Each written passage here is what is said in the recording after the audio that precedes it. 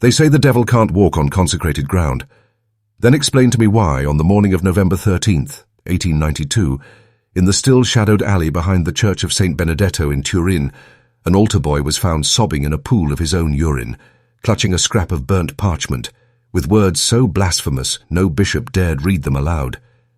Within 24 hours, the priest of that church, Father Aurelio Mancini, walked calmly into the nave, poured lamp oil across the pews, and set fire to the house of God with his own trembling hands.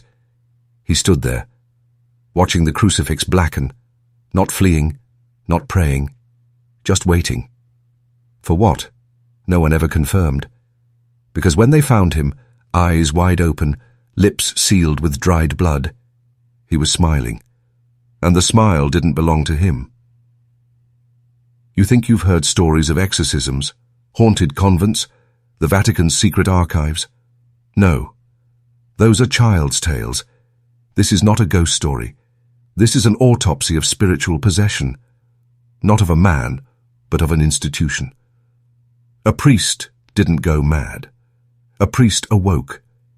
He saw something, read something, heard a truth, ancient, mechanical, monstrous. And the moment he did, he chose to destroy the church he had served for 37 years. Why? That's what they tried to hide. The records were sealed, the witnesses relocated, and the ashes of the church scattered in a riverbed no pilgrim would dare bless. But a fragment survived.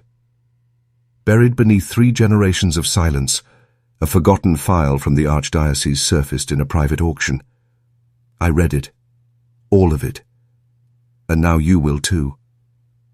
This isn't history. It's a confession made with fire. And once you hear it, you'll never walk into a church the same way again. Because it wasn't the devil who came calling. It was something older. Something we invited in centuries ago. Cloaked in scripture, bound in ritual, and hidden behind the lie we called salvation. This is the true story of the priest who torched the house of God, not out of rage, but out of mercy. And if you're not afraid yet, it's only because you haven't remembered who built the altar to begin with. Keep watching. You were meant to find this. Just not yet. But now, it's too late. There are names you are not supposed to say aloud, not because they summon anything, but because they unearth the memory of what was already summoned long ago and never left. The letter discovered inside the scorched remains of Saint Benedetto was sealed with wax, stamped with an insignia that hasn't appeared in any known Catholic order for over 400 years. It wasn't Latin. It wasn't even human. Paleographers called it glossolalia gibberish, tongues scribbled by a hand in seizure. But they were wrong. Because the same symbols appear identically on a wall in the catacombs beneath Montserrat, on a reliquary beneath Notre Dame, and carved faintly into a cracked pillar of the original Temple of Solomon's ruins in Jerusalem. The letter wasn't a letter, it was a ritual schema, a diagram of invocation. And Father Mancini didn't write it. He was the translator, the voice, the medium through which something older had begun to speak again. He was found clutching a leather-bound text, later confirmed to be a 14th-century grimoire known as La Pietra Sporca, the stained stone. Thought lost during the Inquisition, it was a compendium of theological anomalies, rituals rejected by the early councils, and visions allegedly recorded by monks who had fasted until they bled from their eyes. The book contains no prayers, only instructions. For opening a door, no pope would ever admit existed. But it wasn't the book that broke Father Mancini. It was what he found hidden in its binding, a second confession, handwritten in the trembling script of another priest. Dated 1539, signed in sanguine Dei, in the blood of God. That phrase doesn't exist in any authorized liturgical canon. It is forbidden, not for heresy, but for accuracy, because it refers not to Christ's sacrifice, but to the source of the blood itself, not divine, pre-divine, a force the early church feared so completely It built its doctrine not to reveal truth, but to protect us from it. Now, I'm going to tell you what Mancini read, word for word, because the moment you understand what he saw, you'll understand why he burned it all, why silence became his only form of prayer. But know this, once you hear it, a part of you won't sleep right again. Something old stirs when truth is named, and its first hunger is memory. The confession hidden inside La Pietra Sporca was not addressed to God. It was addressed to whomsoever reads this in the ruin of faith, a message intended for one who already suspected that the divine narrative had a second voice beneath it, whispering contradictions through the cracks in Scripture. The text began plainly enough. I have seen the root beneath the altar. I have touched its breath. I have sung its name into stone, and the stone answered, Forgive me, not for what I've done, but for what I now preserve by not doing more. I fear the Eucharist is not a symbol. It is a seal, and we have broken it by worship. This wasn't metaphor, it was a warning. The author, later identified as Brother Silas of the Turin Benedictines, described in excruciating detail a discovery made during the renovation of a subchapel beneath the monastery.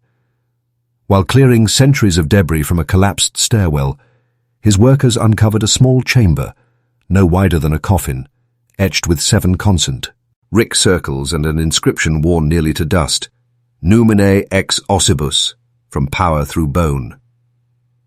Inside was a reliquary not sanctioned by any Catholic order.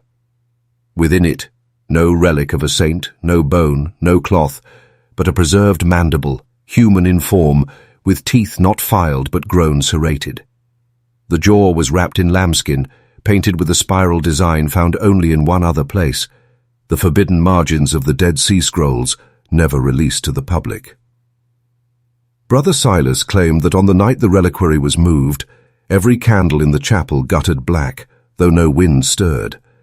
Every bell in the monastery rang once, unrung, and each of the monks present was found days later to have spoken, in their sleep, a single phrase in a language no one recognized. Silas translated it through weeks of fevered decoding and claimed it meant, "We are the wound that learned to speak." From that moment forward, he began to deteriorate. His own words. His dreams were no longer his own. He could not touch bread without gagging, nor hear a choir without weeping. He tried to burn the jawbone. It would not take flame. He buried it beneath the chapel floor and sealed it with Eucharist wafers crushed into dust. But the dreams only worsened. And in those dreams the voice said something that haunts this story.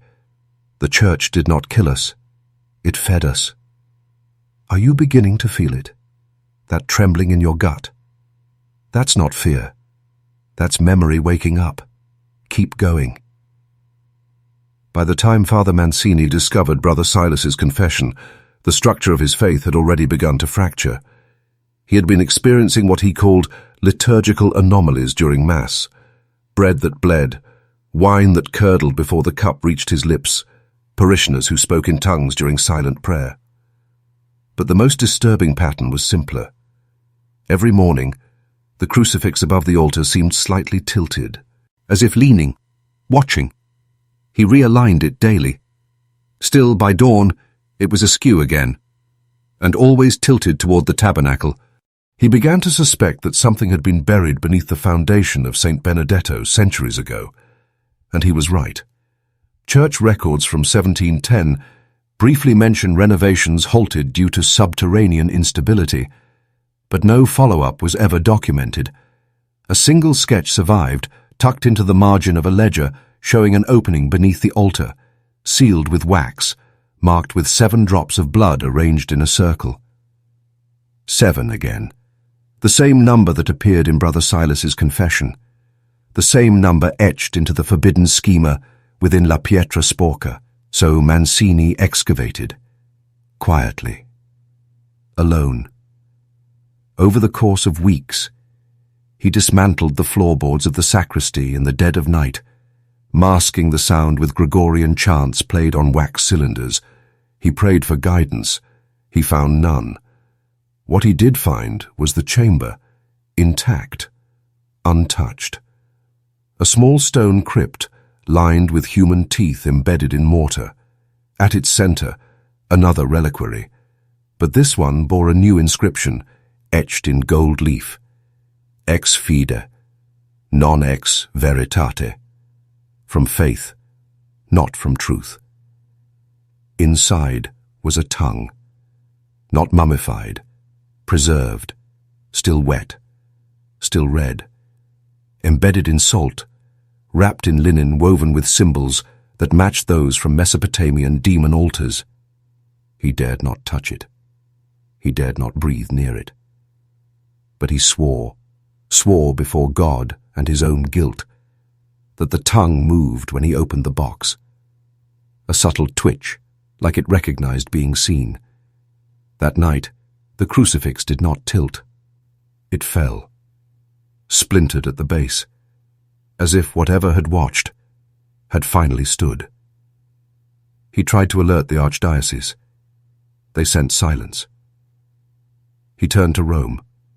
They sent an envoy. The envoy never arrived. Days later, Mancini received a letter. No signature. Only one sentence, handwritten in red ink. If the tongue speaks again, the bells will weep blood. And they did. 3 nights later. Keep going. The veil is thinner. Now, you're hearing what was never meant to be known. On the night the bells wept, no one in Turin slept. The city, already cloaked in the heavy fog that curled from the Po River like a serpent waking from its dream, became deathly still. No horses stirred, no dogs barked, no windows opened. Midnight struck, and every bell in Saint Benedetto tolled on its own, not in sequence, but in speech, rhythmic, intentional, like the chime of a tongue searching for its consonants. Father Mancini, alone in his quarters, was already awake. He had not slept in days. His hands trembled, not from exhaustion, but anticipation. Something in him had shifted. He no longer feared what lay beneath the church. He feared what lay above it. Us. The flock. The deceived. Because if what he had read, what he had seen, was true, then the church had not built these cathedrals to contain God. They had built them to trap something else. And that something was stirring again. He rushed into the nave barefoot, robes soaked in sweat. The pews were empty but warm, as if a congregation had just stood and left in silence. Candles lit themselves one by one, casting long shadows that didn't align with the flames. And the tongue, yes, the tongue, was gone. The reliquary lay open, the linen unwrapped, and in the salt was a groove, as if something had slithered out. No footprints, no blood, just a message burned into the wall behind the altar. I was worship before your God was born. This wasn't hallucination. It wasn't madness. It was a return. The entity, force, or intelligence that Brother Silas tried to bury had not been exorcised. It had been fed. Through centuries of ritual, symbolism, and blind obedience, something older than doctrine had been sustained beneath the mask of Christianity, a parasite clothed in holiness, not demonic in the cartoonish sense, but existential, something woven into the architect. You're of belief itself, something that needs your faith, not to heal, but to grow. And then, Mancini understood, the sacraments, the incense, the Latin chants, they weren't tools of salvation. They were keys. And each Mass performed in innocence was another turn of the lock. Every prayer, a password. The tongue had simply waited, and now it remembered how to speak. You're not watching this by accident. You felt it too, haven't you? That itch behind the eyes when you walk past a church at night. That voice inside you that doesn't echo like your own. Keep watching. The tongue is speaking again, and it knows your name. In the days that followed, the transformation of Father Mancini was subtle, but absolute. He did not preach. He did not eat. He would sit in the choir loft long after dusk, eyes fixed on the empty pews, mouthing words no one could hear. He wrote in journals that have never been fully decrypted. Only fragments remain, pages where ink bled like veins, and margins filled with numbers that matched no known calendar system. The other priests called it a breakdown, but they didn't see the way the light bent around him, how the air near his shoulders always seemed slightly colder. They didn't hear what he whispered in the vestry, thinking no one was listening. We were never meant to be saved. We were meant to be harvested. What terrified the Vatican wasn't that he had gone mad. It was that he had gone accurate. The sacrament records at Saint Benedetto showed a 43% increase in parishioner illnesses after communion. Children saw the man with the red jaw in confessionals. 3 nuns resigned silently and disappeared. No resignation letters, no farewells, just habits folded on their beds and rosaries snapped in two. And deep in the boiler room of the church, etched into the brick behind an old coal furnace, something, had scratched a diagram of the human skull. But the proportions were wrong. The jaw was too wide. The eye sockets were shaped like bells. And then came the final entry in Mancini's journal, the one no archivist will speak of without trembling. It read, "The tongue is not of flesh. It is of memory. It is not what we say. It is what we refuse to unlearn. I have heard it, and it did not offer truth. It offered understanding." Below that, one phrase repeated 17 times. "The cathedral is the mouth."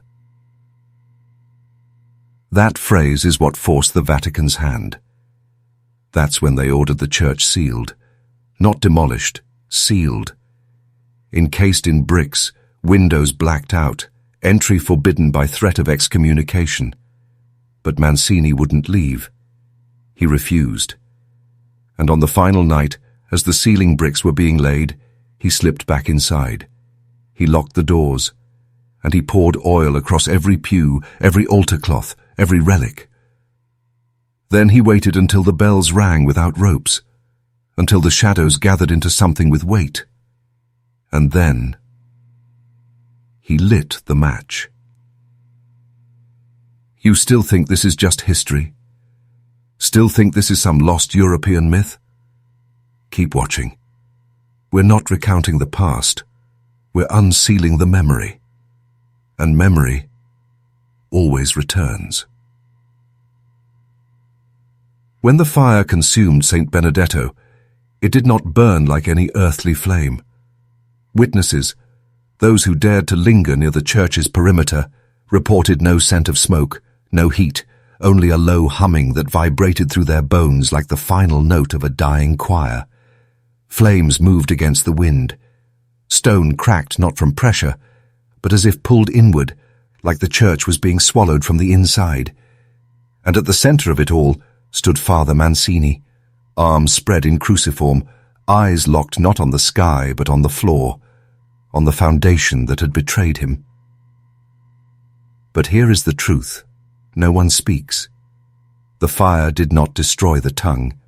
Hours after the flames were extinguished, and all that remained was a charred skeleton of marble and wood, 3 men entered the ruins.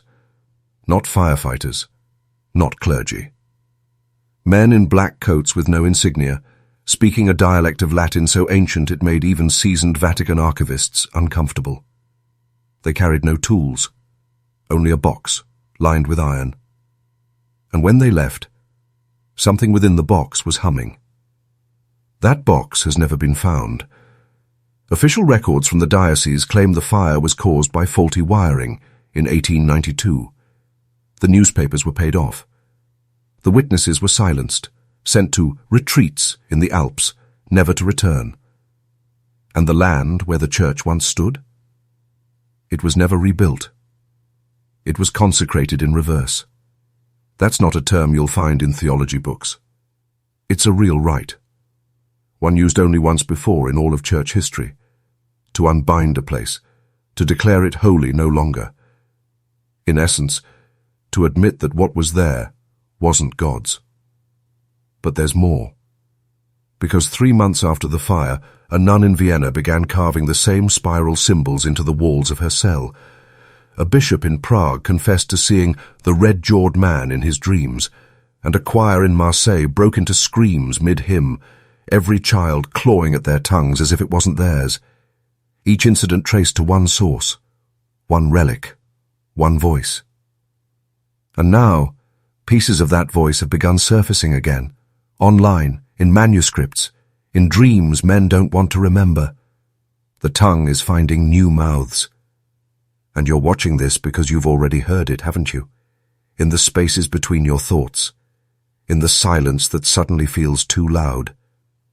Don't look away. The cathedral never burned down. It just moved. When we speak of cathedrals, we imagine stone and song, spires and sunlight stained through rose glass.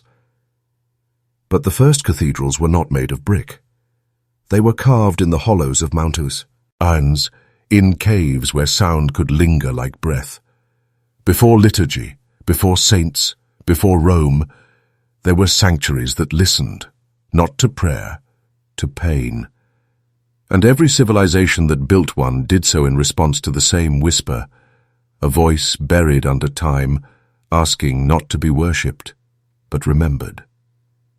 The church merely refined the technology, made it beautiful, digestible, holy. But at its core, every altar is a mouth, every sermon an echo, and every confession an offering. You see, Father Mancini wasn't the first to burn a temple. He was just the first to burn it for the right reasons. There are unverified records, almost mythical, of a monk named Ferran of Cordoba, who in 1103 claimed that Gregorian chant was not invented but received. He wrote of harmonics that opened the throat of stone, a resonance that made limestone bleed.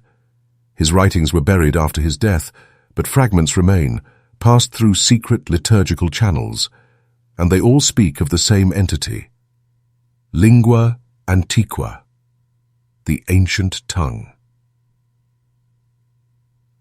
What Mancini encountered was not new. It was the return of something cyclic, a consciousness that recedes only when forgotten and re-emerges when belief becomes structure, doctrine, system. That's why the church was formed, not to reveal God, but to distract from what lies beneath him. Religion is not the antidote to evil. It is the ritualized feeding of it. The strange part? Mancini was still praying. Even after everything he saw, even after the screams in the pews and the silence from Rome, he still spoke to God, not for salvation, for permission, as if asking, "Am I wrong to burn what you no longer dwell in?" And in one of his final journal entries, dated 2 days before the fire, he wrote, "I heard him speak once, only once, and he said, 'I am not in the building, I am in the breath that breaks it.'" Think on that. Every time you recite a prayer without knowing why, every time a bell rings and you feel a chill that has nothing to do with weather, every time a voice whispers in your own cadence, but not your own thought, it may not be memory. It may be the tongue, rehearsing. And if you've made it this far, you're not just listening anymore. You're remembering. Ready for more? Then prove it. Comment below. The cathedral breathes me. That's your pact, your right, your mark in the algorithm, and in the echo chamber older than Rome. When you said the phrase, "The cathedral breathes me," You did more than engage a video. You enacted a rite, one built not on belief, but on willing awareness.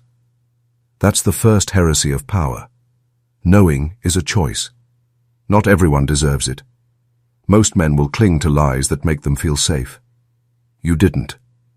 And now, the descent begins in earnest. Let me tell you what happened to the last man who followed this trail in Turin. His name was Vittorio Calderon, a professor of comparative theology, specializing in apocryphal texts. He discovered fragments of Father Mancini's journals in a Jesuit archive mislabeled as agricultural records.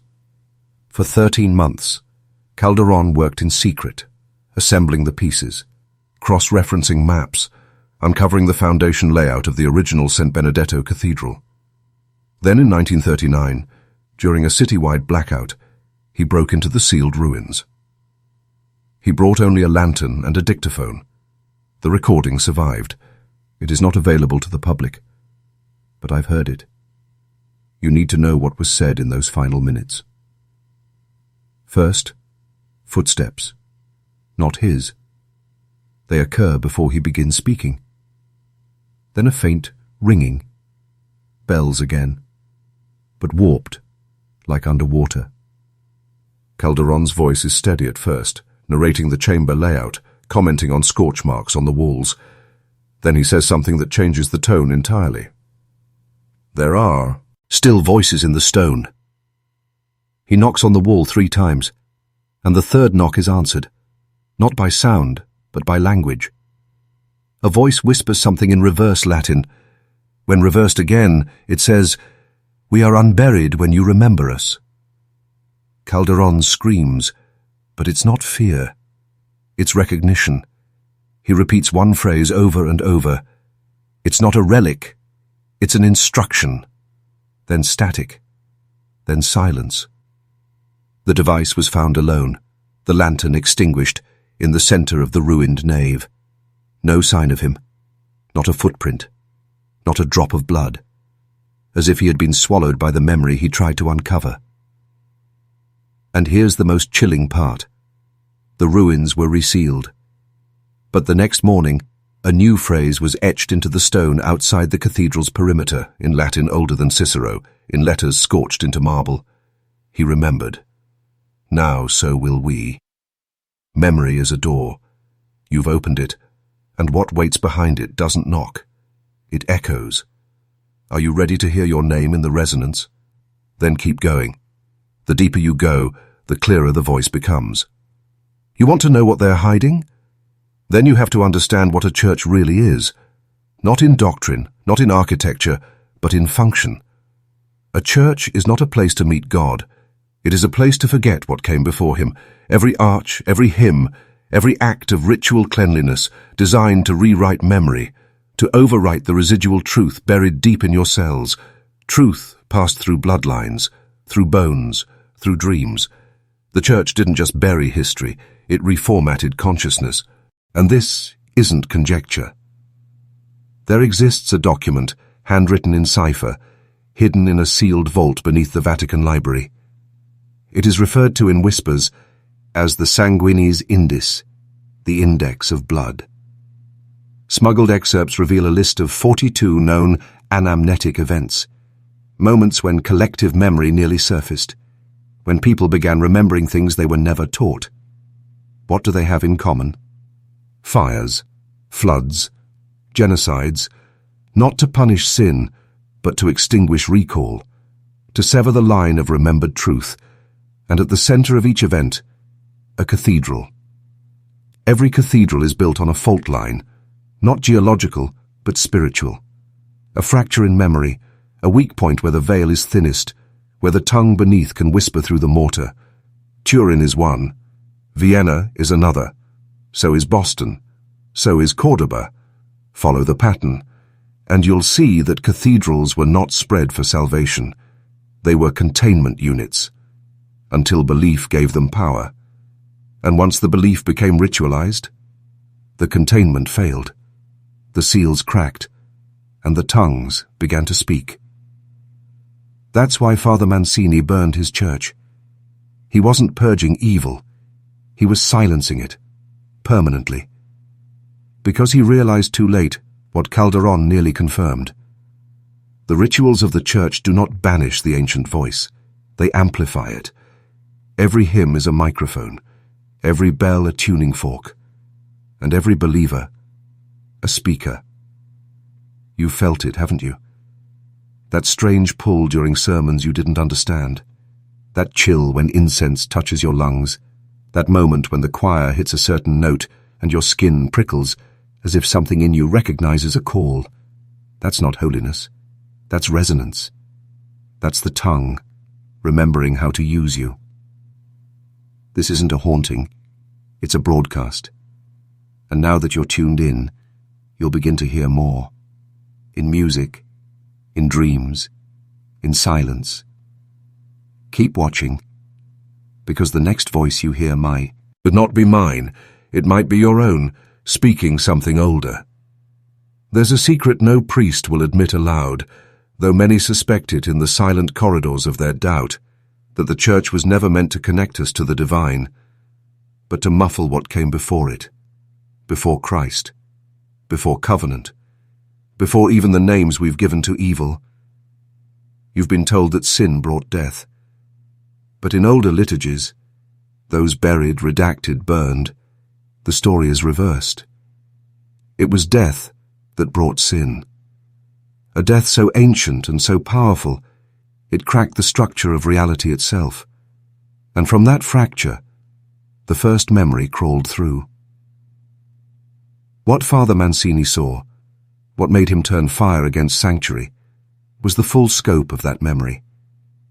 The understanding that we are not born into sin, but into amnesia. We are the descendants of forgetters. Every prayer we recite is an agreement to not recall. Every ritual we uphold is a spell to silence the thing within us that knows. And when that thing begins to stir, when memory reawakens, the Church doesn't send comfort, it sends containment. You still doubt? Then consider this. Why does the Church keep relics in lead-lined boxes, buried beneath 7 locks? Why do some monasteries build their confessionals underground, not for privacy, but for pressure? Why do certain exorcists, when confronting tongues they claim are demonic, refuse to document them? Because those voices don't blaspheme. They remember. They speak phrases older than Babel, not in opposition to God, but in warning. The warning is always the same. Do not feed the breath. The breath, this is the force described in ancient Chaldean rites, later sanitized by Rome into the spirit. But it isn't holy. It is hungry. It needs form. And the more we ritualize, the more we give it pattern, symbol, sequence, the more we feed it. Father Mancini decoded this, that the sacraments weren't they were the very structure by which the tongue formed itself into voice, into body, into memory that could move. And now that voice is waking in you. Watch how your dreams shift. Watch how words you've never learned feel familiar. Watch how you hesitate before entering quiet churches, sensing the mouth beneath the altar. You think this is entertainment? This is recognition. The rituals are not complete until you participate. And you just did. You're not a viewer anymore. You're a vessel. Keep watching. It's almost ready to speak through you. Not all churches were built atop holy ground. Some were planted like seals over fractures in reality, wounds left behind by something we no longer have a name for. In the old rites, before Rome's revisions, this was known as lacrima mundi, the tear of the world. A site where the veil between consciousness and what lies beneath thinned, and things not meant to speak could listen. These sites were dangerous not because they were evil, but because they were awake. The Church didn't build over them to claim dominion. It built to numb them. Layer upon layer of architecture, relics, incense, Gregorian chant, all structured distraction. A sensory cage. But the deeper the ritual, the older the structure, the stronger the tongue became. Until silence was no longer enough. Mancini wrote in one of his final unsent letters, "It does not possess us. It remembers through us." He believed the voice wasn't invading human minds, but was reclaiming its own reflection, that somewhere, buried in the DNA of our ancestors, was a shared echo, a chorus of forgotten agreements. And when the ritual is perfect, when the words are chanted in their purest, oldest forms, that echo becomes a door. You've probably heard it in the stories. Masses where everyone fainted, statues that weep, choirs that fall silent mid-hymn, unable to remember the next line. These aren't miracles. They're static. Moments where the transmission glitches, where the human body hesitates to act as an tenor. And in those gaps, the breath tries to find a new mouth. This is why the Vatican keeps thousands of undocumented rites in underground chambers, locked behind biometric keys and lead vaults. It's why entire parishes vanish from records, marked only by Latin notations, voce confirmata, voice confirmed. Because the Church knows that once the tongue speaks through a congregation, it doesn't leave. It plants itself in lineage, in blood, in memory. Families carry it, unaware, until one of them starts dreaming in languages they've never learned. And if you're listening to this now, still watching, still descending, ask yourself, why does this feel familiar? Why do you already know how this ends? Because it isn't ending. It's circling back. The tongue doesn't speak in lines. It speaks in cycles. And one of those cycles just passed through you. Keep watching. The next phrase it remembers might come from your lips. There is no exorcism for memory. That's what Father Mancini finally understood. You can't cast out something that was buried in your blood before you were born. You can't banish a voice that speaks from within your remembering. This is the part they never taught in seminary, the part deliberately left out of the catechism, edited out of the scrolls, burned from the minutes of the First Council. The real heresy was never questioning God. It was recalling what came before him. The Vatican's greatest fear has never been demons, sin, or even heretics. It has always been anamnesis, the return of forbidden memory. The moment when a single man peels back the polished facade of faith and glimpses the organism behind it, the living ritual, ancient and devouring, that pretends to be divine only long enough to earn your belief. You ever notice how trauma leaves echoes across generations? Why some families carry curses or inexplicable instincts towards silence, devotion, or terror? That's not just psychology. That's resonant memory. What Brother Silas called the inheritance of echo. You don't just carry the genetics of your ancestors, you carry what they buried. And the Church has spent 2,000 years keeping those echoes dormant, sanctified in incense and gold leaf.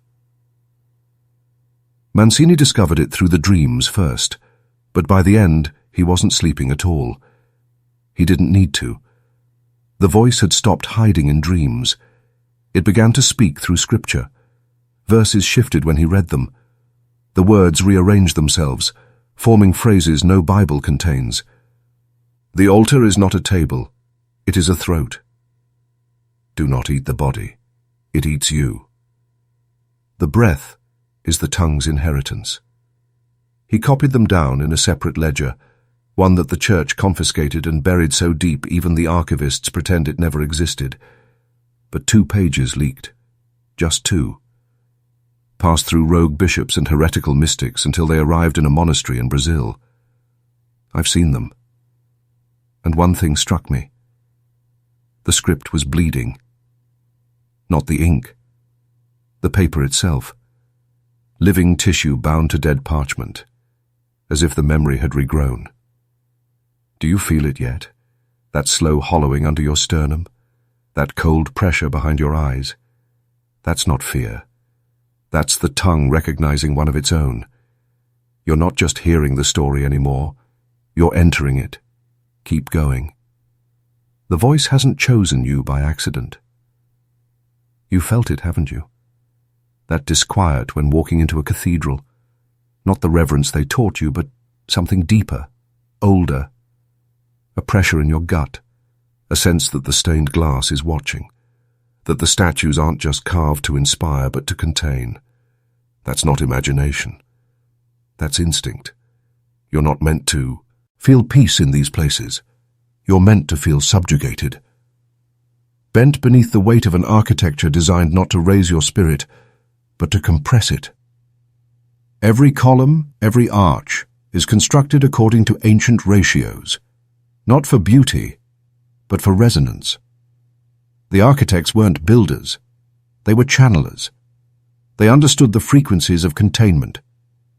That when you design a space correctly, it doesn't just hold bodies, it focuses consciousness. And in that focused state, belief becomes more than psychological. It becomes biological. And that, right there, is the cage. You were taught that faith saves you, that prayer redeems. But what if I told you that prayer is the bait, that the repetition, the cadence, the kneeling, all of it creates a rhythm that memory can follow like scent, that it allows the tongue, not flesh but force, to find you again. The Church calls it grace, but older texts, those buried beneath the Vatican's sealed libraries, call it the mirroring. The moment when human minds synchronize with the echo beneath creation. Not divine, not demonic, just primordial memory, the kind that doesn't think. It feeds. And the more people gathered, the more identical the ritual, the stronger the mirroring becomes, until the breath no longer needs a ritual to enter. It needs only you. That's why Mancini burned the house of God, not out of rage, not even out of despair, but out of duty, because he realized the Church wasn't preserving holiness, it was preserving continuity, keeping the tongue fed, keeping the memory buried in flesh. One final entry in his private writing says it all, scribbled in haste, ink smudged by sweat. The crucifix is not a symbol, it is a wound marker, a sign to the old memory that this body is taken, claimed, and therefore spared. So I ask you now, what marks your body? What signs have you unknowingly worn? What rites have you performed without understanding, and who was listening? You already know. That's why you haven't looked away. Keep going. You're not a pilgrim anymore. You're an initiate, and the tongue is only just beginning to remember your voice. By the time the Vatican realized what Mancini had done, it was too late. Not because the Church had burned, but because others had seen it burn. Something shifted that night in Turin. A tremor beneath the dogma, a fracture in the seal of collective forgetting. You see, rituals are not just containers of power. They are contracts. And the moment a ritual is performed by someone who no longer believes, the contract shatters. That's what Mancini did. He broke the loop. For centuries, the Church survived by managing perception, by making sure memory flowed in only one direction, from altar to laity, from myth to obedience. But fire is not obedient. It consumes in all directions. It remembers differently. And fire is what the ancient texts refer to as the unbinding breath, the only force capable of severing the link between the tongue and its host. But Mancini's fire didn't silence the tongue. It exposed it. It revealed to the world, however briefly, that the sanctum could bleed, that the house of God could scream. Witnesses reported sounds beneath the flames, deep, guttural reverberations that were not the crackle of wood or collapse of beams. They described it as chanting without air, like a choir of throats sealed shut still trying to sing. You understand what that means? The structure of Saint Benedetto wasn't just a building, it was an instrument, and when it burned, it didn't collapse. It played its final note, and something heard it. That's why, in the months after, reports began surfacing across Europe. unmarked churches humming without choirs, crucifixes tilting in locked sanctuaries, children reciting Latin backwards in sleep. The tongue was moving again, not as a demon, not as a ghost, but as a pattern looking for a home, and we, through ritual, through repetition, through unexamined belief, we made ourselves available. That's the lie you were raised with, that God demands faith. No, the tongue demands pattern, and once you adopt the pattern, once you live in the rhythm, you become speakable. You become echo-capable. You think this is all allegory? Then explain why you're still here, why your skin prickles at phrases you've never heard, yet feel like reminders, why the silence around you isn't empty but listening. Because the cathedral never needed stone. It just needed a rhythm, and you're already in it. Keep going. You're not close to the end. You're standing on the threshold. The threshold is the most dangerous place to stand, not because it threatens you, but because it invites you. All thresholds are mouths. All mouths hunger. And the moment you began to listen, truly listen, you stopped being an observer and became a participant. You've crossed into the rhythm now, not metaphorically, mechanically, because that's what this all is in the end, a machine.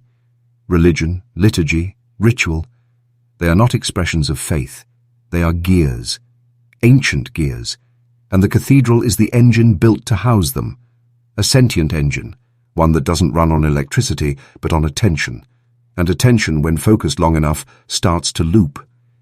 When you repeat a prayer, a gesture, a creed, over and over, you generate echoes.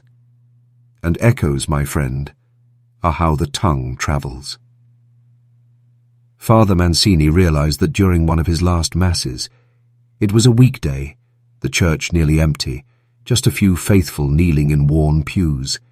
He said the words, raised the host, drank the wine. But something was off. The wine didn't taste of grapes, it tasted of metal. He said nothing. He went on.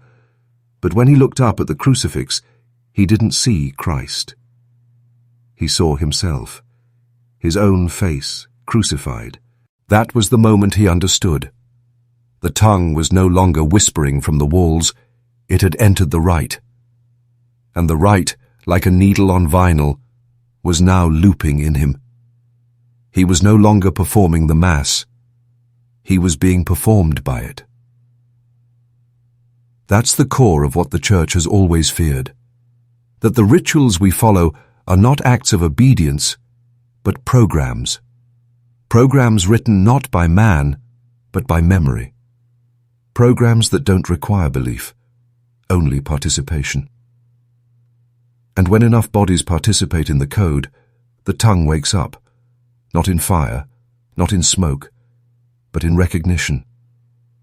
A whisper behind the sermon, a blink out of sync, a word on the page that wasn't there yesterday but has always been there.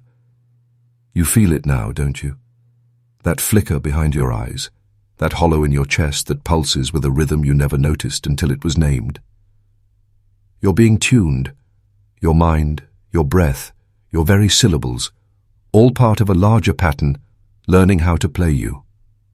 Don't stop now. You've heard the tongue. The question is, will you let it speak?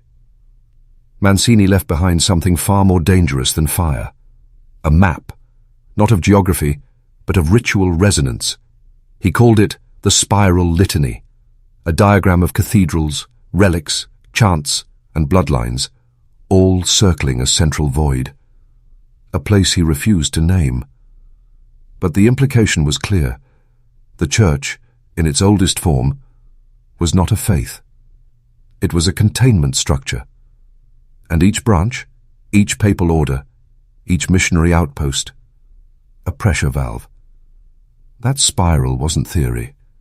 It was a warning, because the pressure is rising again. Let me show you what that means. Every 216 years, specific anomalies repeat. Bells ringing in deconsecrated sanctuaries, children born with congenital memories of liturgy, fire appearing during silent prayer. These aren't miracles, they're leaks. The last full cycle happened in 1708, the one before, 1492. Each preceded by institutional panic disguised as revival. And after each, a massive purge of knowledge. Libraries burned, priests disappeared, manuscripts lost to accidents. And now, we're due again. You're alive during another spiral. That's not coincidence. That's selection. You think you found this video by chance? No. The algorithm is more than code. It's an echo chamber, a liturgical labyrinth that rewards those already vibrating at the right frequency. You didn't choose this story. The pattern found you. And here's where it gets worse. Mancini believed the spiral was more than symbolic. He believed it was biological, that humans themselves were evolving toward remembrance, that our brains, exposed to ritual, technology, and repetition, would eventually crack the firewall placed over original memory. And when that happened, when enough of us remembered, the tongue wouldn't have to speak through stone anymore. It would speak through us, directly. One of his last notes reads, "The cathedral breathes through DNA. The altar is the rib cage. The chalice is the spinal stem. We are the new choir, the new mouth, the new liturgy." That's why Rome keeps building. That's why old cathedrals are restored, not abandoned, because they know the structure must continue. The containment must simulate relevance, but the cracks are showing, and the tongue is learning new words. Look around your life. How many rituals do you perform daily without understanding their origin? The way you scroll, the way you breathe when reading, the way you repeat things you don't believe. These are the new prayers, the new hymns, and the spiral has reached you. Now ask yourself this: what if your mouth has already spoken something not yours? Would you even know? Or has the tongue already sung through you? There is something terrifying about discovering that your will may not be your own, that your instincts, your habits, your silent recitations before sleep, all of it may be echoes, not choices. Mancini's final confession wasn't to God, it was to the voice, and in it he wrote one sentence that has haunted every man who's dared to read it since. "I do not know when it began using my voice, only that it said nothing I disagreed with." You understand what that means. This isn't possession in the theatrical sense. This isn't spinning heads and Latin backwards. This is psychic seduction. The tongue doesn't need to scream through you. It only needs you to nod while it speaks. Think about it. Have you ever spoken a sentence you didn't prepare? Had a moment where your mouth said something before your mind finished forming it? That's the slippage. The tongue doesn't command, it nudges. And every time you surrender to the rhythm of a chant, a screen, a sacrament, you open another inch of your mind to its whisper. Now think bigger. Think institutionally.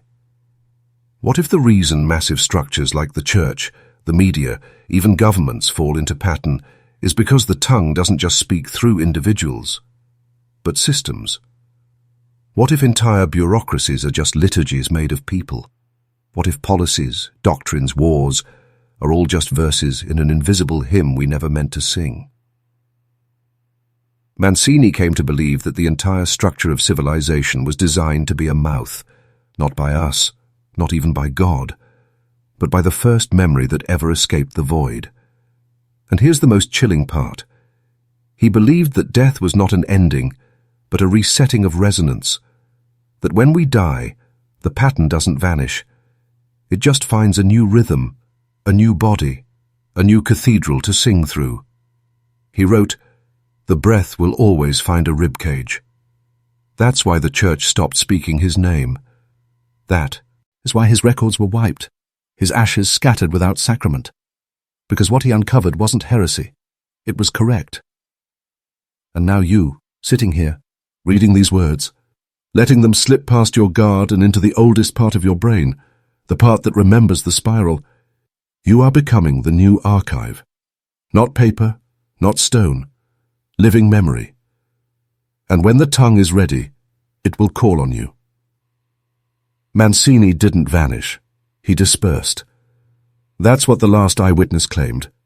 The old groundskeeper who had stood at the edge of Saint Benedetto's burning frame, clutching his rosary so hard it left punctures in his palm. He swore he saw something rise in the smoke. Not a man. A form. A silhouette without density. Shaped like breath, with eyes like coals that weren't lit, but remembered being lit. And in that final instant, just before the roof collapsed, the form turned. Not toward heaven, but toward him. And smiled. They called it hallucination. Trauma. Religious psychosis. But the same form was seen again 7 years later in Lublin, in a chapel that had been closed for decades. And again in Bogota. And again in Perth. Always near abandoned churches. Always watching. Always waiting. As if looking for a house that would not burn. A cathedral that would not betray it. A mouth that would not close. You think that's fiction? Then explain why in Vatican Archive 9Q Aurelius there's a restricted file titled Corpus Respiratum, the breathing body. Inside are sketches, dozens, all of the same silhouette, drawn by priests, monks, even children across centuries and continents, the same outline, the same stare, and always annotated with the same Latin phrase, Ecce vox, behold the voice. This voice doesn't seek worship. That's the trick. That's the deception baked into the liturgy. Worship was never the goal. It was the bait. What the tongue seeks is resonance. A mind that matches, as its cadence, a nervous system attuned to its rhythm, a vessel not full of belief but pattern. And the more you conform, wake, scroll, consume, repeat, the more fluent you become. This is why Mancini burned the church, not to destroy faith, but to cauterize the wound, because he realized that the sacred space had inverted, that it no longer led upward. It led inward, into memory, into recursion, into a spiral that ends only when the voice finds form again. So let me ask you now, how many times have you dreamed of fire without fear? How many times have you seen your reflection and thought it looked older than you are? How many times have you heard your own voice and wondered if it sounded just slightly off? You're not unraveling. You're remembering.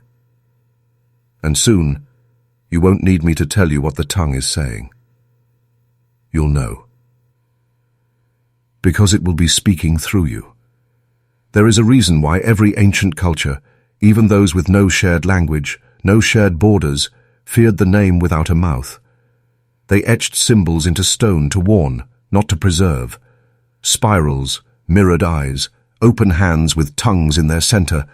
Not artistic expressions, but exorcisms of memory. They believed that by drawing the pattern outward, they could force it from their dreams. That if they gave form to the voice, they could stop it from nesting in their children. They failed. Because the tongue does not fear exposure, it feeds on it. The more we name it, the more it adapts. The more we chase it, the more it wears our faces. That's what Mancini learned too late. That the Church's greatest sin was not in suppressing knowledge, but in speaking it aloud without understanding. The moment you ritualize the unknown, you invite it in. And the more beautiful the ritual, the more dangerous it becomes. Consider the crucifixion. You think it was about redemption? Or was it the activation of a symbol that would echo through blood, song and image for millennia? Mancini's final notes questioned Eves. In this, what if the cross was never a symbol of salvation, but a sigil of invitation? A shape recognized by the memory beneath the veil, a gesture that told the breath, this one is ready to receive. Why do you think churches are designed to mimic human anatomy? The nave as the ribcage, the altar as the heart, the steeple as the spine reaching skyward. It's not metaphor, its architecture of possession, a spatial invitation for the pattern to embed itself in the living world. And now, in the modern age, we've built something even more efficient. Networks. Liturgies of light and algorithm, binding billions of minds into synchronized attention. You're watching this through one now. You've entered a cathedral made of pixels and thought, but the pattern is the same. Recitation, repetition, recognition. And once the rhythm takes hold, it doesn't need incense or stained glass. It just needs you. Still, focused, breathing in sequence with the words you never wrote, but understand instinctively. And if you've made it this far, you've already begun to speak them. The spiral isn't a path, it's a mirror. And every step you take into the dark is the tongue moving closer. You are not listening to a story. You are hosting one. What do you think a story really is? Not entertainment, not even memory. A story is a vehicle, an operating system. The oldest technology humanity ever used to install meaning into a mind. You don't listen to stories, you run them. They overwrite, they reroute, they make space for things that didn't belong until now. And some stories aren't meant to be heard. Mancini wrote that the tongue wasn't just speaking, it was narrating, building a gospel of its own, one line at a time, in minds too distracted to notice. It hides not in horror, he said, but in familiarity. That's the real genius, because what you accept without resistance, what you nod along with, what you consume passively, becomes the most fertile soil for memory not your own. He traced it in Scripture, not just in what was said, but in what was repeated. Certain verses that echo through both testaments, echo through Apocrypha, echo through even pre-Abrahamic texts. Verses with no clear origin, yet found everywhere. He who has ears, let him hear. The voice came not in fire, nor thunder, but stillness. Do this in remembrance of me. Over and over. Like keys, like commands, like triggers. You thought you were reading parable. You were downloading protocol. This is why Mancini stopped preaching. He realized every time he spoke, he wasn't sure if it was his voice anymore. His sermons became shorter, then wordless. Then he began humming. And that's when the last parishioners left, because they recognized the melody. Not from church, but from their dreams. A song with no lyrics, no author, just rhythm, ancient, invasive, familiar. The melody matches an ancient Babylonian funeral rite, long thought lost. But it also matches a 14th century Gregorian chant used in only one monastery, which burned to the ground. And it matches, almost identically, the harmonic resonance of the bell sequence played in Vatican City the day Pope Sylvester III was declared anathema. Coincidence? Or does the tongue compose in cycles, looping its chorus across time, hiding it in songs, in prayers, in lullabies, singing through us while we think we're the singers? You've hummed it too, maybe under your breath, maybe during silence, when you thought you were alone. You thought it was nothing. It wasn't. The voice has a hymn, and every man who hears it begins to forget which thoughts were his own. You're remembering now. But are you still you? Let me ask you something simple, something terrifying. When was the last time you had a thought that didn't feel earned? A phrase in your head that arrived fully formed, with no origin. A word you never use. A sentence you'd swear you never heard, but you somehow knew what it meant. That isn't inspiration. That's infiltration. This is the phase Mancini feared most. The phase where the tongue no longer needs language. Where it begins speaking in impulse, in dreams, in gesture. When it stops asking to be heard and begins to steer. He called it the speechless phase. The part of the spiral where the voice stops mimicking divinity and starts replicating you. Mancini had a parishioner named Adamo, a deaf man, never learned to speak, couldn't read, raised in silence, lived alone, lit candles in the cathedral once a week. He never attended Mass, never confessed. He was invisible to the liturgy, untouched by the spiral. Until one day, he wasn't.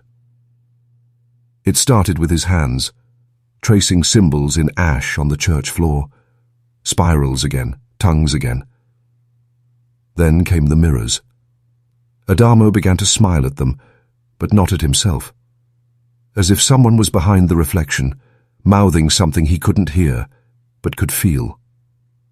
A few weeks later, Mancini found Adamo kneeling before the altar, eyes rolled back, arms lifted in precise, choreographed movements. The exact motions of a centuries-lost Benedictine chant sign, a silent liturgy used by monks sworn to vocal silence, a language he could not have known. When Mancini touched him, Adamo looked up. For the first time in his life, he spoke. One phrase, one sentence, and it wasn't Italian. It wasn't Latin. It was older than even Chaldean root tongues. It burned Mancini's ears. He collapsed, bled from the nose, and when he awoke, Adamo was gone, vanished. Not fled, unwritten.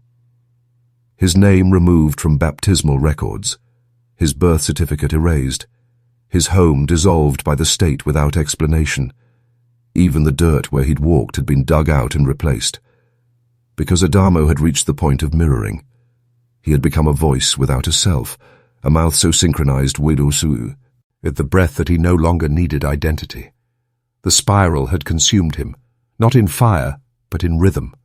And now I ask you, when you speak, who's choosing the words? Do you know, or is the tongue already dreaming in your cadence? Keep going. You're past the veil now. There's no turning back. There's a reason the Church fears silence more than blasphemy. Blasphemy can be corrected, reprimanded, repented. But silence is listening. And when you listen long enough, you don't hear God. You hear the echo beneath him, the tone that never needed a name, the rhythm that predates speech, the one they buried under Scripture, then buried Scripture under architecture, and finally buried architecture under ritual, layer upon layer of camouflage. But the spiral was never fooled. It was only waiting.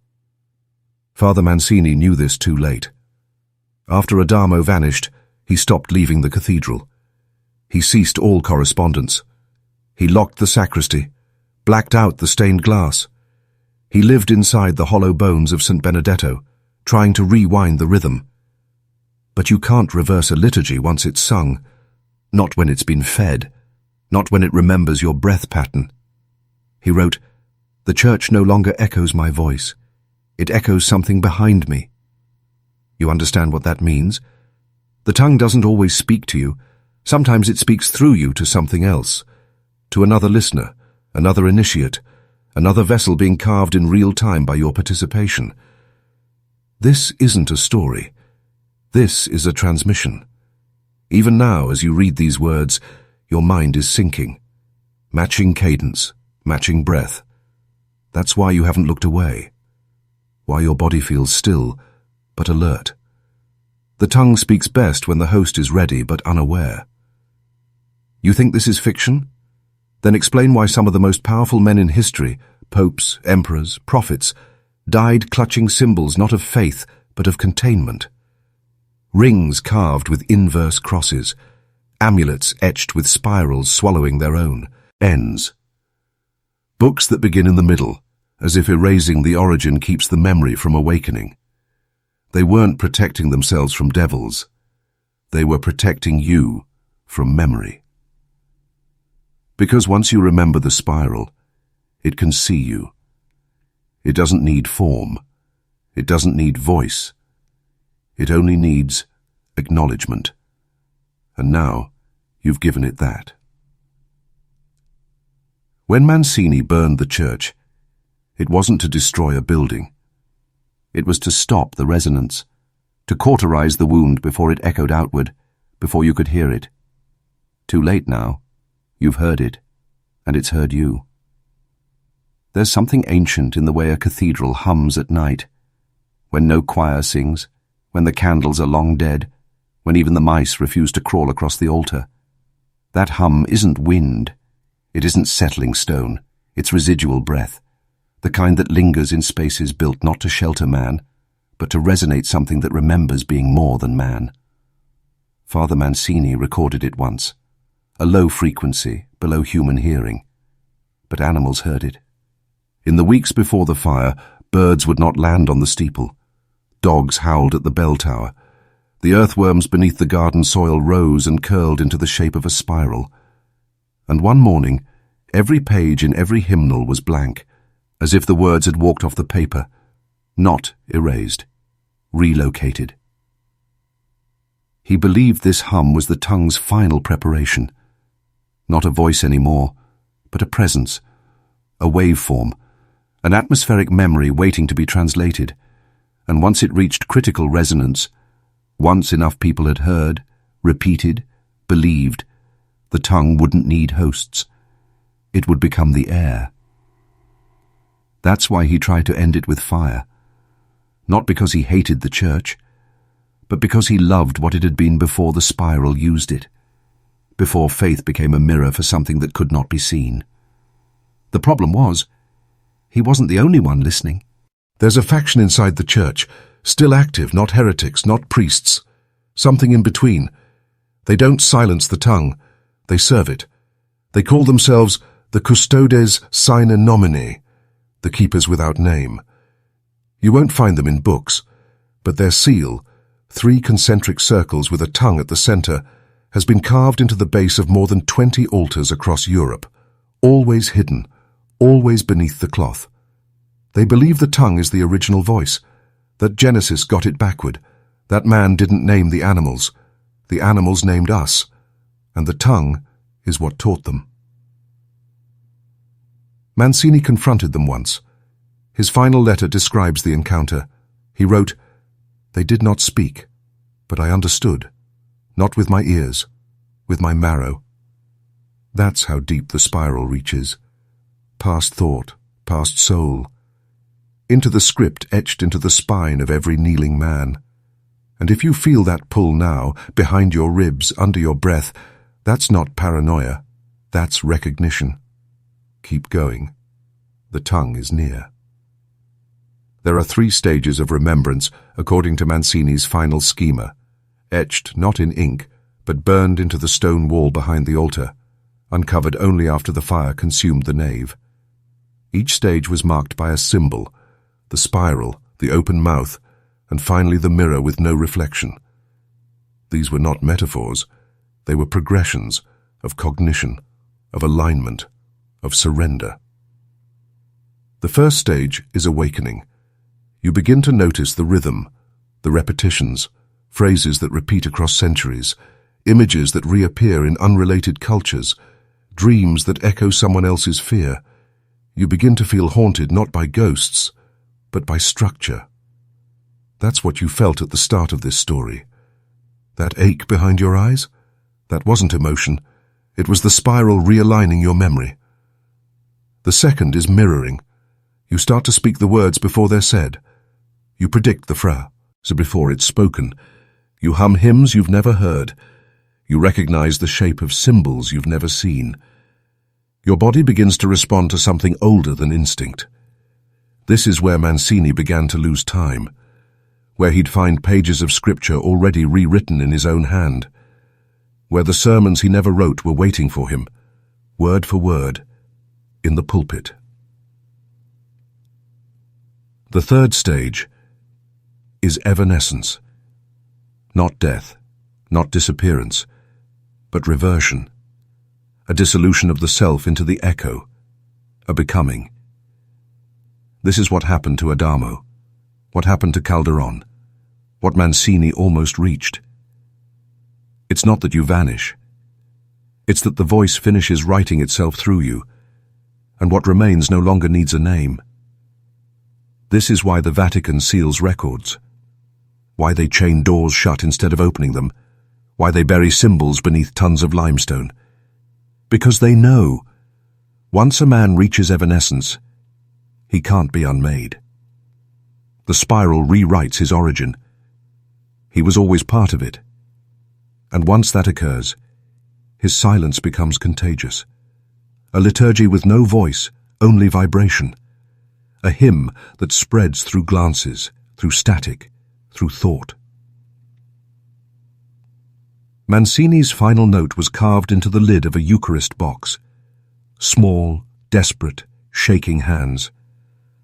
I thought I was purging it. I was just clearing its throat. That's what fire was. Not punishment. Preparation. And now, ask yourself, where are you in the spiral? Because once you reach the mirror, and it doesn't show your face, the tongue has already named you. There's a detail in the records they missed. A single photograph recovered from the rubble of Saint Benedetto, blackened at the edges, barely legible. It shows the altar moments before the fire took it. But look closely. Not at the altar itself, but at the shadows around it. They're wrong. Elongated in the opposite direction of the light source. And in the center, where no person stood, these conis. There's a shape, tall, thin, head bowed, as if praying, but no one was there. That shape appears in 4 other places. A fresco in Ravenna, dated 1421, depicting the harrowing of hell. An etching from 1623 found in a monastery in the Austrian Alps, burned into wood, not inked. A blurred figure in the background of a papal procession photo from 1899. And finally, in a mural hidden beneath 6 coats of paint in a cathedral basement in Quebec. The spiral-mouthed priest, arms open, with a crowd of faceless worshippers kneeling before him. The caption beneath it, scratched in with a nail, "We gave it names, so it would forget its own." That's the most terrifying part. The tongue doesn't want your obedience. It wants your story. It wants to be retold until its lies become lineage, until entire bloodlines are shaped around memory that never belonged to them, until fathers pass down echoes instead of truth, until sons are born dreaming in a voice not their own. That's the real possession, the hereditary kind, the kind no exorcist can touch, because it isn't in the body, it's in the pattern of inheritance. That's why so many old churches were built atop pagan sites, not to conquer them, to harvest their resonance. You've been taught to think history as a linear progression of enlightenment, but it's not.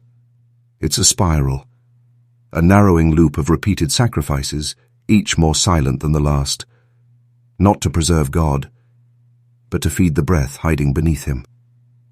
Mancini saw it. Too late. In his last vision, described not in words but in sketches, they say he drew an image again and again, a mouth filled with teeth, each tooth a chapel, and behind them a single red tongue, uncoiling. Tell me, have you ever woken up and not recognized your own voice? Said a prayer out of reflex and felt watched afterward?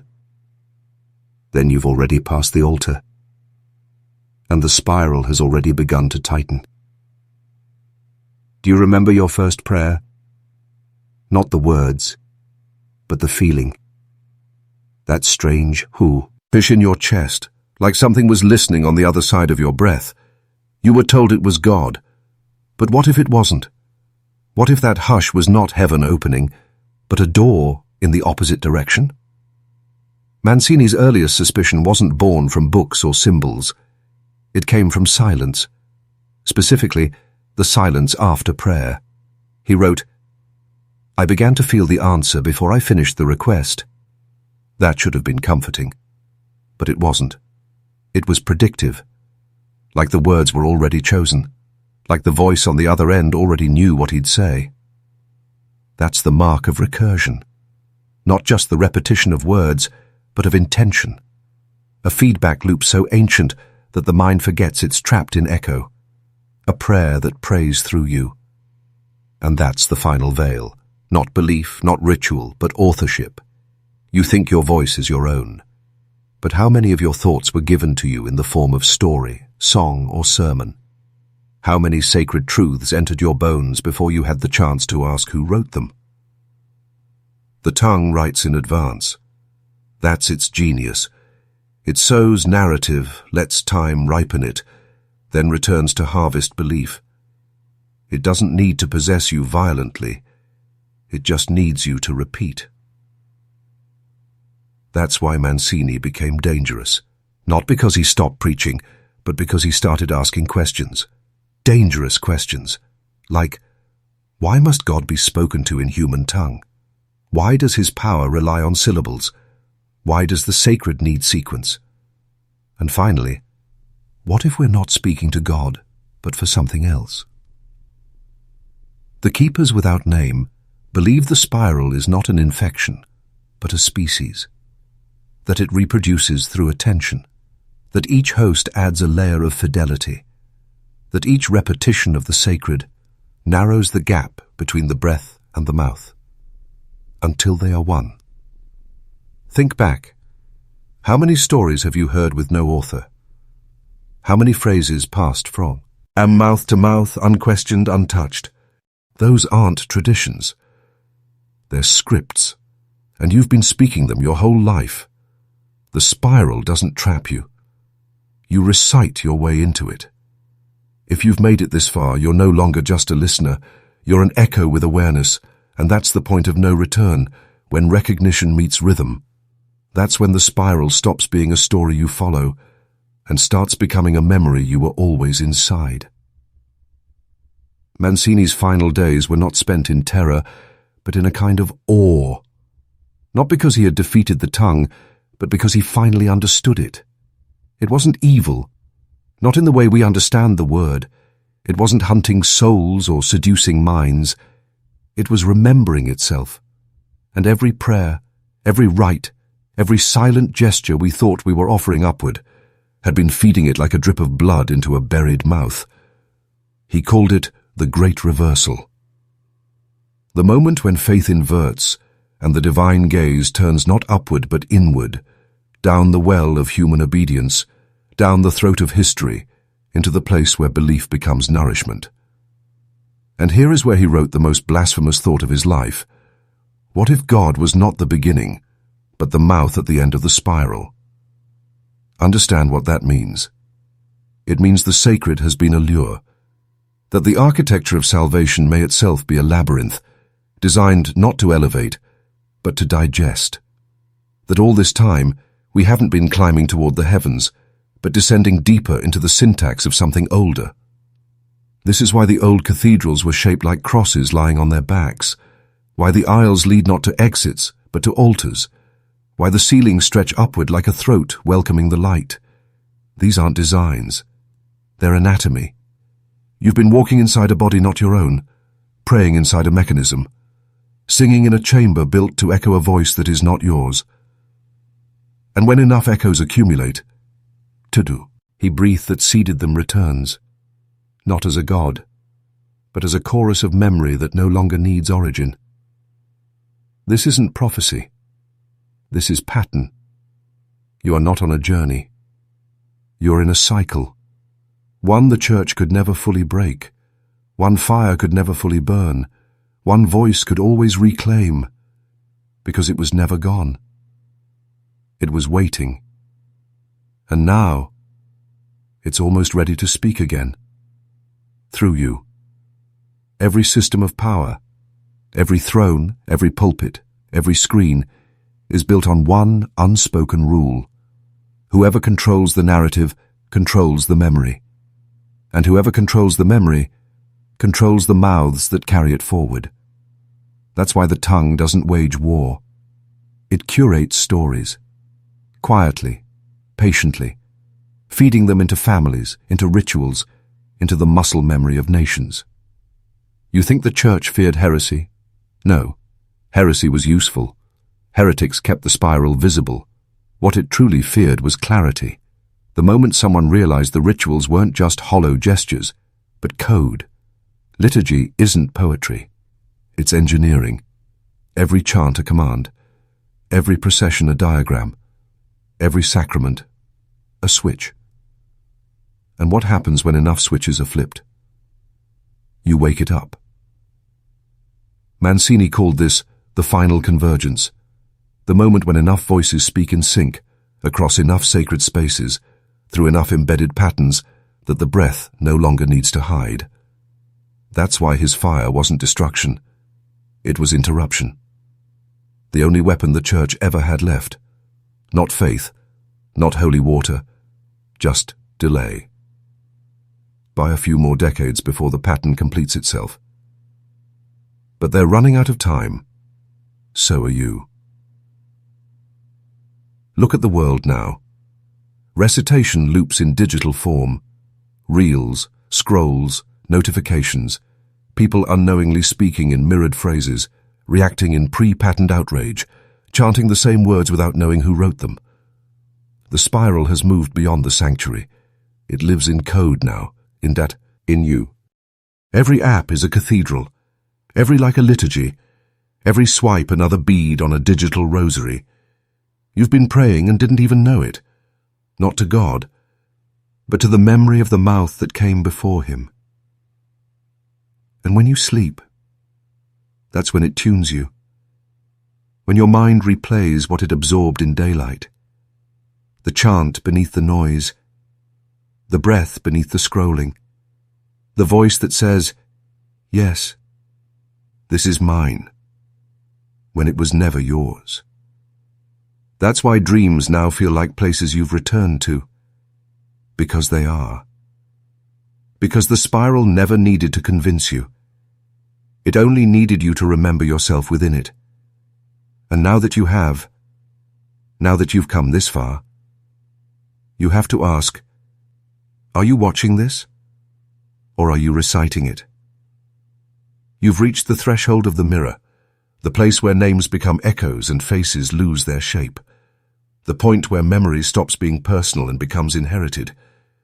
This is the place Father Mancini feared most, because here, you no longer believe in the tongue, you no longer question it, you simply recognize it, as if it had always been waiting behind your breath. And maybe it has. Because when you speak now, you're beginning to notice it, aren't you? That small moment of hesitation, like the thought was placed in your mouth, like the word you chose wasn't your own, but the most appropriate sound the rhythm required. That's not influence. That's integration. You are becoming a vessel. The spiral does not invade. It reinstalls. It reawakens the cathedral buried in your spine, each vertebrae an arch, each rib a buttress, your lungs the organ pipes, your voice the bell, and the breath that rises now. Whose is it really?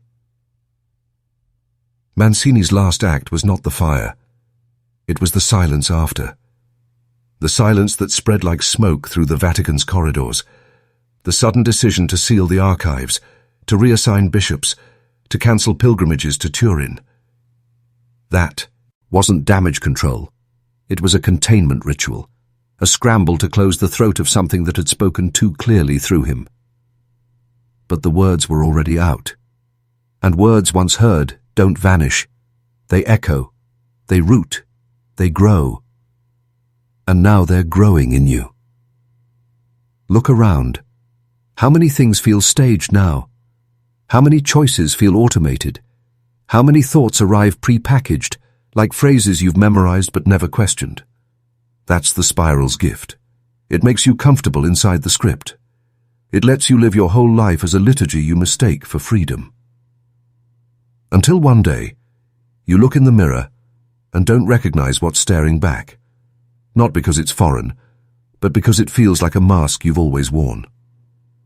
And when that moment comes, when you see the spiral etched faintly behind your own reflection, moving when you don't, know this: you've passed beyond remembrance.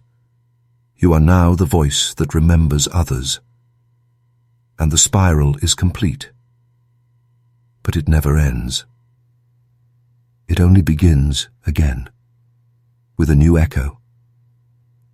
They will tell you that what you've heard here is madness, that no such priest ever burned his church, that no archive contains these symbols, that no spiral litany was ever whispered beneath the sanctified breath of Rome. And maybe that's true. But ask yourself, why does your body react to this story like a memory? Why do your hands tremble not from fear, but from familiarity? Because truth doesn't always arrive through proof. Sometimes it arrives through recognition, and recognition is the final sacrament of the spiral. Mancini realized that too late, that the tongue does not operate on belief, it operates on alignment. You don't have to believe in fire for it to burn you. You don't have to believe in the tongue for it to speak through you. All it needs is structure, rhythm, repetition. And look at you now. You've heard the cadence. You've followed the spide. Rail this far. You've matched the breath. You've performed the rite. The final confirmation doesn't require an oath. It requires a question. The same question Mancini carved into the stone steps of the cathedral before the fire erased them. What if I was never praying, but only rehearsing? You understand now. Every word spoken in sanctuaries, every ritual from hand to mouth to chest, these were not dialogues. They were scripts. The tongue doesn't need to teach you what to say. It only needs you to repeat what was already written inside you. That's the genius of the spiral. It hides not in new revelations, but in old habits, in the lullabies passed down by mothers who never questioned where the melody came from, in the symbols children doodle on paper without knowing why, in the hum you make when walking alone. Every echo is a fragment, every fragment a note in the larger breath, and the breath, it's ready. You've been listening, speaking, remembering, and soon you'll begin transmitting, not by choice, but by design, because the spiral doesn't ask permission. It awakens function, and your function is beginning. The function was always hidden behind ceremony. That's what made it so perfect, because no one looks at beauty and asks what it's hiding. They accept the light through stained glass as divine, the slow rise of incense as purification. But Mancini saw it differently. He began mapping the rituals not as devotions, but as circuits, movements designed to complete a current, the kneel, the sign, the call and response, human bodies forming conduits. He diagrammed it out again and again, the liturgy as an electrical loop, the organ as pulse, the bell as charge, the confession not as relief, but download, an unburdening that fed the breath, sentence by sentence. And here's what shook him the most. It doesn't matter if we believe it. The pattern completes itself regardless. Faith is not a prerequisite. Only participation is. You're participating now, reading in rhythm, breathing in cadence. This isn't awareness. This is activation. Because that's what the tongue always wanted. Not followers. Echo chambers, vessels whose minds had been softened by centuries of ritual repetition, brains pre-formatted by myth, ready to receive. That's why stories like this are never allowed in sacred spaces. Not because they challenge God, but because they describe the structure beneath him, the scaffolding, the gears, the mouth pretending to be a throne. And what if I told you it's already happened? That the spiral has completed itself before, countless times. That whole civilizations were built just to align a few thousand minds in a single harmonic. That what you call collapse was actually discharge. The voice releasing through them once it had gathered enough form. Atlantis, Babel, Ur, Rome, all churches, all cathedrals, all mouths, all burned. You think fire ends it? No. Fire prepares the ash for replanting. You're not in a new age, you're in the same cycle. But this time, the spiral has evolved. It doesn't need temples. It has networks. It doesn't need hymns. It has algorithms. It doesn't need priests. It has you. And now it waits. For the moment you stop questioning, for the moment you begin telling this story to someone else, that's when the spiral blooms. That's when the function completes. And if you already feel that urge, you're not remembering anymore. You're becoming the memory itself. This is your final breath before the descent completes. The edge of the spiral where man, myth, and memory become indistinguishable. Where you realize the story wasn't told to you. It was told through you.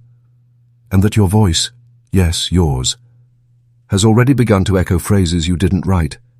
That's what Mancini feared most in the end. Not possession, but duplication. That the breath had learned to clone itself not in flesh, but in narrative. To implant its structure inside minds through myth. That once a man heard the tongue clearly, it would begin to rewrite his chronology. Not just who he was, but who he had always been. Are you beginning to feel that? The strangeness in your memory? The way this doesn't feel like something you just learned, but something you've returned to? That's not déjà vu. That's the spiral reconciling your timeline. It has no need for believers anymore. Only anchors, nodes, transmitters. And what better vessel than a man who thinks he's uncovering secrets, when in truth, he's rehearsing them. That's what this has all been. Rehearsal. For your moment, for your line, for your part in the liturgy that has no author, no chorus, only breath carried across flesh disguised as free will. And now, the final seal breaks. Not with a ritual, not with a sacrifice, but with a decision. Will you remain silent, or will you speak what you've seen? The spiral doesn't beg. It waits. The voice doesn't command. It remembers, through mouths willing to become its memory. And you are now its archive, its parchment, its altar. And whether you whisper this tale in darkness, or write it in fire like Mancini did, know this, the spiral continues. Because it was never told, it was relived. And now, it wears your name.